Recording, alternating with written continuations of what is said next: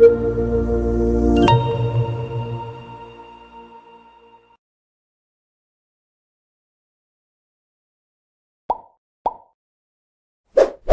bagaimana perintah drop?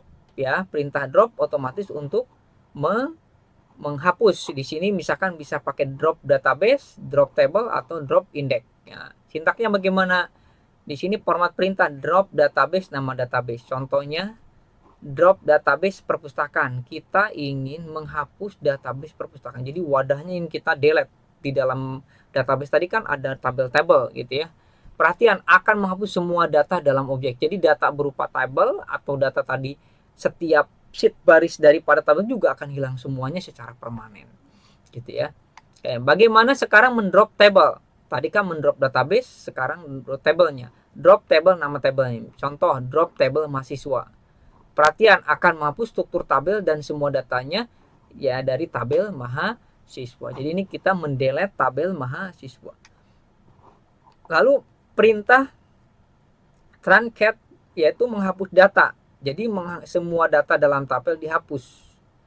Struktur tabel dipertahankan. Jadi kalau kita ingin mendelete seluruh datanya dalam tabel, itu pakai truncat. Tapi tabelnya tidak dihapus, jadi tetap ada. Jadi misalkan data mahasiswa ada 10, kita delete datanya, tapi tabel mahasiswa tetap ada. Gitu ya. Lalu reset auto increment di sini, counter kembali ke nilai awal. Performa tinggi, lebih cepat daripada delete tanpa aware, gitu ya. Nah, bagaimana sih perbedaan antara drop sama truncat? Saya perjelas ya.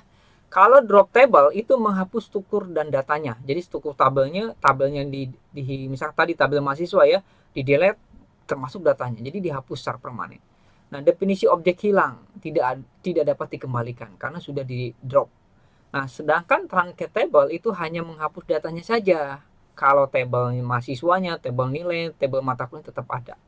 Jadi struktur tetap ada ya, hanya menghapus data saja, strukturnya tetap ada, tabel kosong siap digunakan. Jadi bisa diisi lagi nanti tabelnya gitu ya.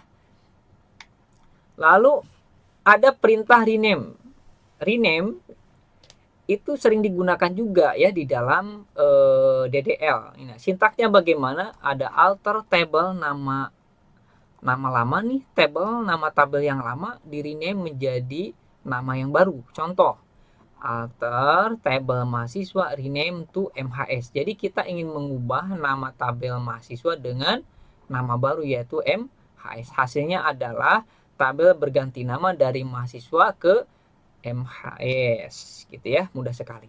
Kita lanjutkan. Bagaimana sih membuat dan mengolah indeks? Nah, membuat indeks caranya adalah create index, nama indeks on nama table dalam kurung kolom. Sekali lagi, jadi untuk membuat indeks itu create index, nama indeksnya, on nama table, kemudian dalam kurung kolomnya.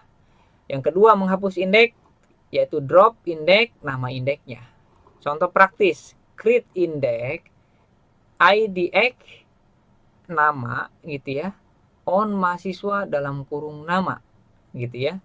Jadi caranya gampang membuat indeks. Jadi kita tinggal create index IDX, misalkan berapa IDX namanya, lalu on pada tabel mahasiswa kolomnya yaitu kolom nama gitu ya.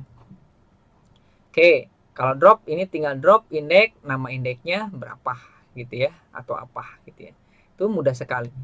Kemudian membuat view ya. Definisi view adalah table virtual berdasarkan query. Jadi ini table virtual saja. Sintaknya adalah create view, nama view, AS select query. Contoh ya, agar lebih jelas. Create view mahasiswa informatika. Jadi tampilkan dengan nama MHS informatika, S select bintang prom mahasiswa, pilih dari tabel mahasiswa where di mana jurusan sama informatika. Jadi kita ingin menampilkan dari tabel mahasiswa di mana mahasiswanya adalah dengan jurusannya informatika gitu. Jadi kita ingin menampilkan mahasiswa yang jurusannya adalah informatika. Nanti create view-nya adalah mahasiswa informatika. Ini mudah sekali gitu ya. Nanti kita pertajam sebenarnya di praktikum gitu ya, untuk case-case lebih dalamnya. Oke, lalu ada keamanan dengan DDL. Nanti keamanan sebetulnya akan dibahas di dalam topik khusus keamanan. Ini sebagai pengantar saja bahwa ada grant nanti untuk memberikan hak akses, ada revoke ya untuk mencabut hak akses, nanti ada DCL yaitu data control knowledge, lalu ada keamanan itu menjamin keamanan database. Lalu ada pembuatan skema database di sini. Saya perjelas ya, create skema, membuat skema baru, ada organisasi objek yang mengolah tabel dan view, lalu ada pemisahan fungsi berdasarkan modul atau departemen. Kemudian DDL ada perbedaan ya, ketika kita menggunakan penggunaan atau mengoperasikan DDL pada MySQL dengan PostgreSQL. Ini sebagai tambahan ya, pembahasan komparasi gitu ya. Kalau dalam MySQL itu kita menggunakan engine-nya itu InnoDB, auto increment, kemudian sintaknya khusus MySQL. Sedangkan di PostgreSQL ini serial data type, lalu ada cascade option, lalu ada standar SQL complaint gitu ya. Kalau kita pakai MySQL kira-kira nanti ini itu ya yang akan digunakannya. Lalu bagaimana sih DDL dengan Oracle sama SQL Server? SQL Server biasa untuk interface gitu ya. Nah, Oracle Database ini dia table space management, ada sequence object, lalu ada PL atau SQL integration. Sedangkan di SQL Server itu ada file group configuration, ada identity column ya. Kemudian ada TSQL fitur. Itu kira-kira perbedaan ya, komparasi antara DDL di dalam MySQL, Postgre, Oracle sama SQL Server. Lalu bagaimana sih best practice DDL ya? Jadi praktek base daripada DDL ya. Pertama adalah naming convention. Jadi ada konsistensi penamaan objek.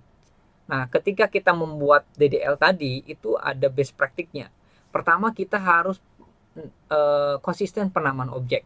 Misalkan objeknya apa? Nama mahasiswa gitu ya. Kemudian mata kuliah, nilai itu harus konsisten. Yang kedua adalah dokumentasi struktur lengkap. Jadi harus dokumentasinya terstruktur dan lengkap. Lalu ada data integrity. Jadi ada integritas data yaitu gunakan constraint yang tepat. Misalkan tadi ada primary key, foreign key itu harus tepat digunakan sesuai dengan kalau secara konseptual itu kaidah-kaidah kardinalitas gitu ya. Relasinya harus tepat. Kemudian ada script DDL yaitu buat script untuk deployment gitu ya, untuk tambahannya. Lalu alat bantu desain database itu ada beberapa opsi gitu ya. Bisa kita gunakan nanti ya. Ada IRD tool. Ini sebetulnya sudah kita gunakan ya. Misalkan menggunakan IRD Plus, kemudian View Design dan seterusnya. Banyak Draw.io. Banyak ya. Kemudian ada Case Tool. Case Tool itu ada MySQL Workbench gitu ya.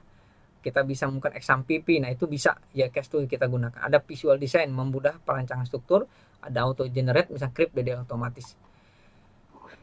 Oke, ini ada studi kasus ya, misalkan sistem perpustakaan. Jadi bagaimana kita membuat sistem perpustakaan. Nah, ketika kita membuat sistem perpustakaan, praktik penggunaan DDL, maka kita harus pertama pasti create database perpustakaan.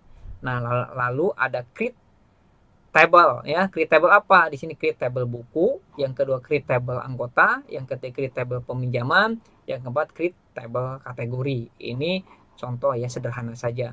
Nanti tinggal menggunakan sintak SQL seperti sebelumnya saya sampaikan.